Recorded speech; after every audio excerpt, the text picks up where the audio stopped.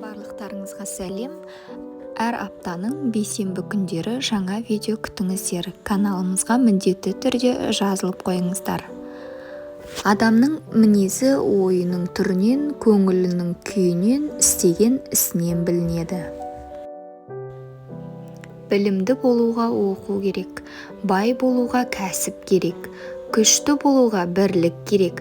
Осы керектердің жолында жұмыс істеу керек. Біз әуелі елді түзетуді бала оқыту ісін түзетуден бастауымыз керек.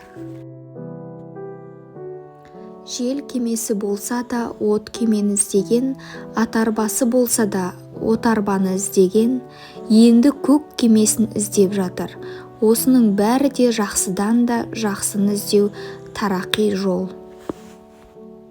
Білімдіден не пайда, білгенін көпке айтпаса, үйреткеннен не пайда, қайырымы қайтпаса.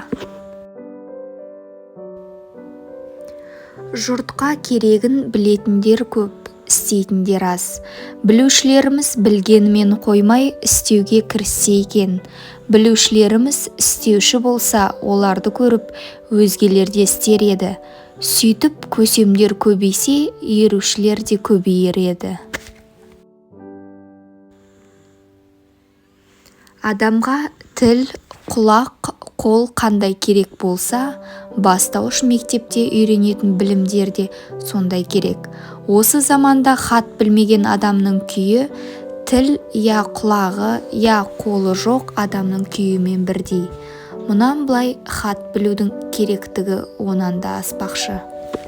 Сөйлегенде сөздің жүйесін, қисынын келтіріп сөйлеу қандай керек болса, жазғанда да сөздің кестесін келтіріп жазу сондай керек.